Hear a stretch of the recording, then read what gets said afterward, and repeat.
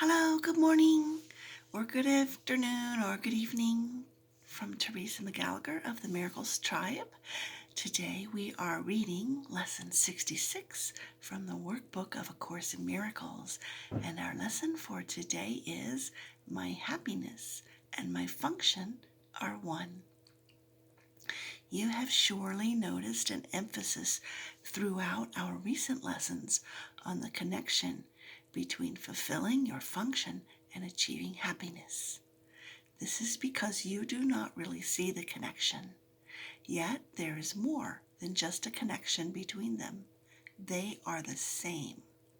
Their forms are different, but their content is completely one. The ego does constant battle with the Holy Spirit on the fundamental question of what your function is. So does it do constant battle with the Holy Spirit about what your happiness is. It is not a two-way battle. The ego attacks and the Holy Spirit does not respond. He knows what your function is. He knows that it is your happiness. Today we will try to go past this wholly meaningless battle and arrive at the truth about your function. We will not engage in senseless arguments about what it is. We will not become hopelessly involved in defining happiness and determining the means for achieving it. We will not indulge the ego by listening to its attacks on truth. We will merely be glad that we can find out what the truth is. Our longer practice period today has as its purpose your acceptance of the fact that not only is there a very real connection between the function God gave you and your happiness, but that they are actually identical. God gives you only happiness. Therefore, the function He gave you must be happiness, even if it appears to be different. Today's exercises are an attempt to go beyond these differences in appearance and recognize a common content where it exists in truth. Begin the 10 to 15 minute practice period by reviewing these thoughts. God gives me only happiness. He has given my function to me. Therefore, my function must be happiness. Try to see the logic in this sequence, even if you do not yet accept the conclusion. It is only if the first two thoughts are wrong that the conclusion could be false. Let us then think about the premises for a while as we are practicing. The first premise is that God gives you only happiness. This could be false, of course, but in order to be false, it is necessary to define God as something He is not. Love cannot give evil, and what is not happiness is evil. God cannot give what He does not have, and He cannot have what He is not. Unless God gives you only happiness, He must be evil. And it is this definition of Him you are believing if you do not accept the first premise. The second premise is that God has given you your function. We have seen that there are only two parts of your mind.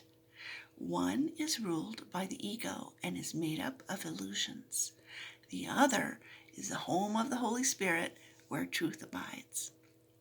There are no other guides but these to choose between, and no other outcomes possible as a result of your choice but the fear that the ego always engenders and the love that the Holy Spirit always offers to replace it.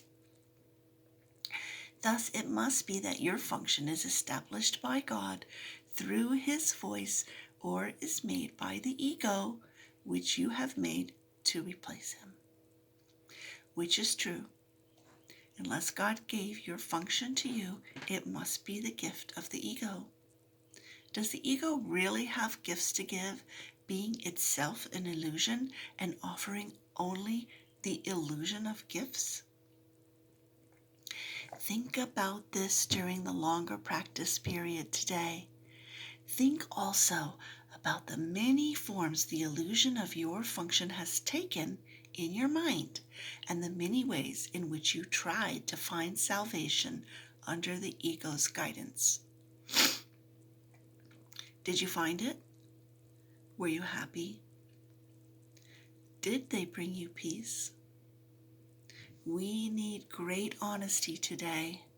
Remember the outcomes fairly, and consider also whether it was ever reasonable to expect happiness from anything the ego ever proposed. Yet the ego is the only alternative to the Holy Spirit's voice. You will listen to madness or hear the truth. Try to make this choice as you think about the premises on which our conclusion rests. We can share in this conclusion, but in no other. For God Himself shares it with us. Today's idea is another giant stride in the perception of the same as the same and the different as different. On one side stand all illusions. All truth stands on the other. Let us try today to realize that only the truth is true. In the shorter practice periods, which would be most helpful today if undertaken twice an hour, this form of the application is suggested. My happiness and function are one because God has given me both. It will not take more than a minute and probably less to repeat these words slowly and think about them a little while as you say them. So, we have a 10 to 15 minute practice period today where we review the thoughts. God gives me only happiness. He has given my function to me. Therefore, my function must be happiness. And then, twice an hour, try to remember my happiness and function are one because God has given me both. Thanks for joining me today. Look forward to seeing you again tomorrow. Have a lovely day.